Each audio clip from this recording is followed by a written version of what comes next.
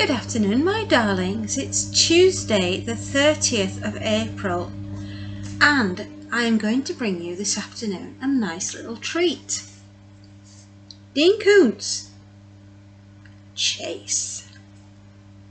Ben is a Vietnam veteran, honourably discharged from the army because of a mental breakdown. And then the poor love just happens to be out on a night out, like any other normal night, minding his own business, just having been to a presentation to him for basically being, he got the Congressional Medal of Honor for what he did in Vietnam, saving the lives of his fellow comrades and just performing under duress. And the poor darling, he didn't really want the award, he didn't want the car that came with it, and he's got so many bitter memories. I'll read you a little bit of the blurb on the back. Ben Chase is a war hero with bitter memories. Vietnam left him with hard drinking habit. Yeah, he does quite like a Jack Daniels with 2 ice cubes. He has had his mental breakdown and he's got tremendous guilt. The poor man, he's been to hell and back. So who will believe him when he swears a psychopath is out to get him? Psychopath, judge. Judge, jury and executioner. Whoa, he's a bit of a scary dude. When society is sick, the mad are sane, and persecution is a killer's game. The author's style, Dean, is quite scary. It's very suspenseful, and the violence in our society, that's what this covers. Yeah. Who is the bad person? Are we all bad? Scary. And he's written this for somebody called Bob Hoskins. Maybe it's a friend, or maybe it's the actual actor. Who knows? I'll read you a little bit that Dean Koontz wrote at the beginning of this book. Chase was my first suspense novel, written when I was a puppy. Although it was well reviewed upon publication for years, I yearned to revise it, because puppy work is never what it should have been. It is the nature of writing. However, that one is always plunging forwards on new projects, drawn into new directions, and one seldom has the time to look back. When a writer begins publishing as young as I was when I sold my first work, it is often a good idea never to look back, because the early books are, to one degree or another, as dubious as the offspring of a marriage between siblings. Ooh, okay. An opportunity arose for me to revise Chase, however, and I seized it. How this came about is not quite as difficult to explain as is a nuclear fusion, but nearly so. Consequently, I won't bore you with the details. The character of Ben Chase still intrigues me, and his story seems to me to still have the power in revising. I cut at least 25% of the original text, added new scenes, and undertook a complete clean-up of the prose and dialogue. As always happens when I revisit work from early in my career, I was tempted to change the entire intent of the story, of the style and of the plot, the characters, and turn it into a piece that would read exactly as if I had written it today. Now that would have been a crying shame, because Chase is a damn good book, and I don't really think it needs that much meddling around with. Maybe a little bit of tidying up, but don't meddle with it, because it was truly a little gem. It really was. Anyway, that's my thoughts. Getting back to the book. That isn't the point of revising older work. Of course, rather one should preserve the essence of what was there while making the experience of the book more effective for the reader. I restrained myself. Well, thank goodness you did. I allowed Ben Chase to live the adventure he lived previously. Oh, that's so good, and you'll see why. But more concisely and with more point. Maybe so. Chase is straight psychological suspense. Oh God, yes it is. In buckets. With no hint of the supernatural. You don't need it in this. It is also character driven, relying almost entirely on the character of Benjamin Chase for its effect. So if he doesn't intrigue you, I'm in deep trouble. Well, he will intrigue you. Ben is unique. One additional warning. This is a rather dark piece. Oh, you don't say. Oh, you don't say. Dark. Oh, I never would have thought that. And some of Ben Chase's moral choices may startle you. He will go to the foot of our stairs. Gentle reader, although they are virtually the only ones he could have made. Dean Koontz wrote that in 1995. Well, Dean. Yes, Ben is troubled, deeply troubled. And to say this is a dark piece, well, it's like saying that Emily Bronte came from Haworth. Exactly. You're going to love it. First page, 1971. Bruce Springsteen wasn't famous in 1971. Neither was Tom Cruise. A mere schoolboy.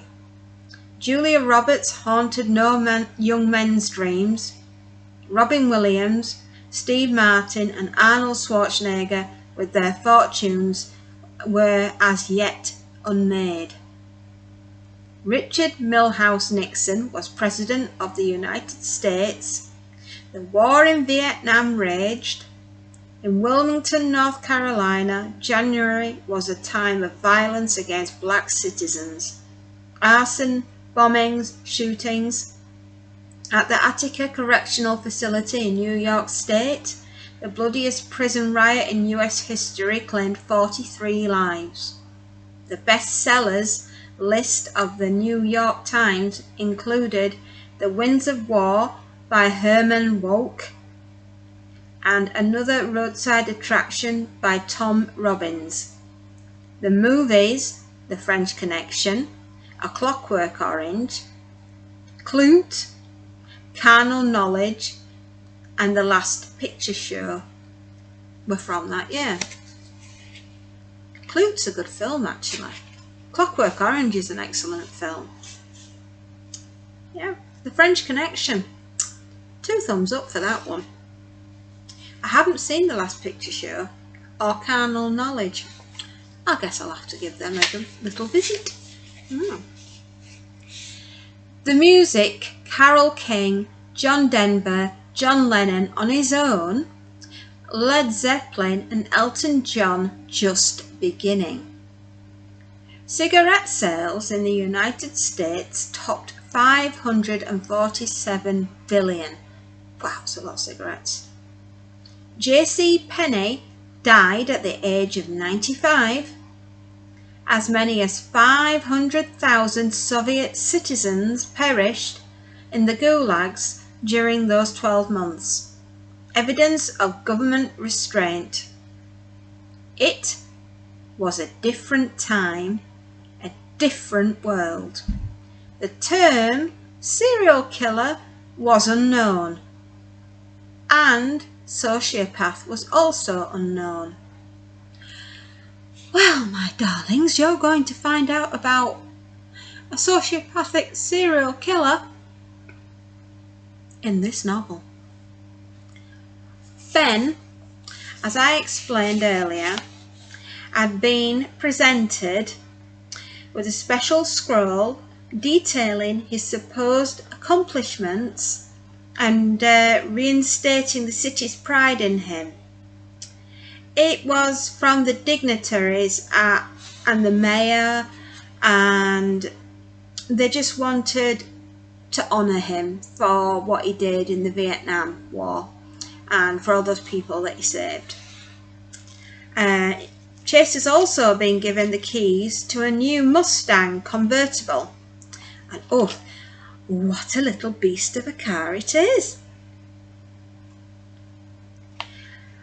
Ben was taken outside from the Iron Kettle restaurant to the parking lot where the new car waited for him, and he had some photos taken with the people from the Merchants Association who gave him the car as a thank you for what he did, and also with the mayor. And basically he just wanted to go and test the car out and have a little drive. Well, he does, and he drives all the way up to what's known as Lover's Lane, where all the teenagers, all those horny little teenagers, have gone to, you know, have a snog in the car. Yeah. While he's sat there on his own admiring his car, thinking about the evening and what's been going on, he notices a shadow moving. And Ben thinks that's a bit weird. And he watches the shadow, and it turns out it's a man. And this man goes running over to a car with a couple of teenagers in, and he yanks open the car door, and suddenly the girl inside starts screaming. And Ben obviously realises, whoa, that's not right, so off he charges, Ben. Off he charges over to the car where the noise and the screaming is coming from, and looks inside, and there's a man attacking the young man who's behind the steering wheel. And Ben doesn't think anything about his own safety, and he just yanks the person that's attacking this young lad off him, and they have a scrap. And this guy's trying to stab Ben, and this nutter, and he just keeps going and trying to stab Ben, and the both of them, they slip on the grass, and they go tumbling down, and the killer lands on top of Ben and actually nicks his thigh where his hip is, but it doesn't like hit any main arteries or anything. Yeah, Ben's yelling, stop him, and all the cars realise something bad's happening, so they start peeling out of the car park, and this psycho nutter runs off. Ben goes to check the condition of the young lad, and unfortunately he's dead. He's been stabbed to death. And he looks across into the passenger side, and there's a young lady there who's partially disrobed. Obviously they were getting up to hijinks in the car, and he realises that she needs help, does Ben, so he goes round the car, opens up the passenger door, finds the lady's blouse, gives it to her and says, here, put this on quickly, I need to get you out of here into my car and down to the nearest police station because we need to report what's happened.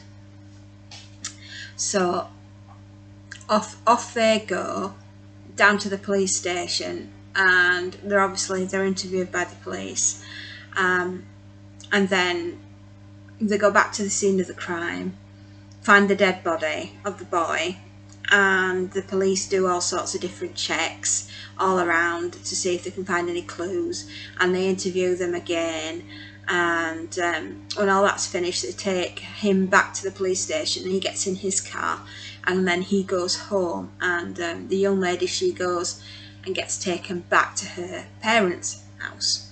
She's only a late teen, she's about 17 years old, so she's taken home, and nothing more is thought of or said in that evening, apart from Ben just wants to get his stab wound in his hip thigh area all cleaned up, and he thinks no more about it, and off he goes. He gets a whiskey that quite likes Jack Daniels and a couple of ice cubes, and he settles down for the evening. And he just goes about his everyday business the next day, and thinks no more about it. And he gets a phone call from someone who with a very, very sore throat. Now, the night before, when he was tackling the killer, he had him round the throat, and he was squeezing him that tight that he did some damage to the larynx all around his throat. So he was very hoarse when he was talking to him on the telephone. And he said that he interrupted what was his divine right to judge, jury and execution. That the teenagers were up to no good and he was going to punish them. And Ben stopped this from happening. And so now Ben is on his radar, and he's going to find out all he can about Ben and then pass judgment on him. To which Ben doesn't, he just thinks the guy's absolutely off his rocker, thinks about contacting the police but decides not to. And then we start with the spiral of Ben going to see his psychiatrist, because I did mention that Ben had been basically honourably discharged from the army for having a mental breakdown. And this character, this psycho, is basically passing judgment on Ben, and he keeps threatening to phone him at certain times, and Ben said, well, I'll just get the phone taped, and the psycho goes, well, I'll just keep using different phone booths, and so you can't find me. He said, but I will find everything out about you, Ben, and I'm going to pass judgment on you, and if I deem it right, I will kill you if you've done anything that warrants, being killed for. So Ben thinks, oh, bloody hell, this is all I need. And so a cat and mouse chase begins. Ben does end up going to the police, but the police contact his psychiatrist, and they believe the psychiatrist that Ben has made all this up in his own mind. But he can't have, because he didn't attack and kill that lad. The killer did. And the killer is playing a cat and mouse game now with Ben and the young lady in question. And the thing is, who will catch who first? Now, there's a few clues as to who this guy is. He drives a red Volkswagen Beetle. He is severely deranged. He lost a ring. The police have found that ring. They haven't found any fingerprints, so the guy must have either removed his fingerprints or he was wearing gloves. Don't know. But Ben happens to go up to where the whole thing took place on that particular night, and is looking for clues, and suddenly somebody starts shooting at him. And it turns, could it be a contract killer that's after him, the psycho that's after him, or is it all in Ben's mind? And that's where I'm going to leave you. Ha ha ha. I'm not going to spoil it for you, but it is a truly magnificent book. I mean, this is a later copy. I believe I find in here, this was done in 1972 by Niku Incorporated, and Dean Koontz revised it in 1995. And that's when this book is from, 1995. It's a reprint in this edition, 1995, by Headline Book Publishings. And that's what this edition is. It's from 1995, when he revised it. Now, it has been tidied up, but it's not taken away the horror and the, or is it detracted from the suspense and the thriller? It's a total mind twister. Is it all in Ben's mind, or is the psychopath real? Who knows? But I'll honestly say, I'd like you to give this one a try. I'm a bit of a Koontz fan. I think he's a good writer. I know a lot of people, he's like Marmite, you either love him or hate him.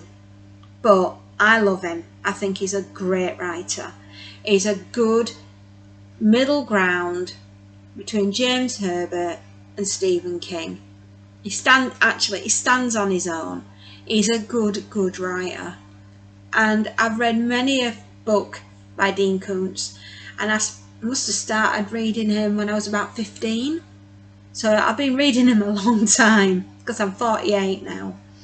Yeah, so I have been reading Dean for quite some time. But I can recommend this book. As it's a very early thriller for him, psychological thriller. You can see where he's dipped back into it for, I'll take one for instance, Intensity, and that psycho cop that was in the book Intensity. I can see an awful lot in here that's been used to make for the cop in that book, and I love it. I just think it's a really good, it's a very short read, it's a very small book, but it is a lot of fun. So give yourselves a treat, get yourself a copy. It's even on YouTube at the moment for free in an audiobook form, which I'll track it down and I'll put it onto my thrillers and audios, which are on my playlists, in case you're interested and you fancy just having a listen rather than reading, because you know, everybody to their own. I'd like to, just before I go, thank you Dean, by the way. Mwah! Beautiful book, excellent fun, you'll really enjoy that. I have a wonderful, how can I describe Alan? I have a wonderful friend called Alan Aspinall, who has sent me a copy of Lucy. And I'm going to find a copy of this because I've got it on my Kindle, because Alan was very kind and he sent me a copy of his novel, Alan. And Alan, I absolutely love the novel. I really do. Lucy isn't the type of book that I've come across before. It is very unique. It's incredibly dark, and I am up to my 4th chapter in the book, and I quite enjoy it. I think it's a good read. Lucy's not who you would expect her to be. I'm just going to get you a copy of it, because you have to see it. There we go. It's called Lucy the Fading Light by Alan Aspinall. Can you oh.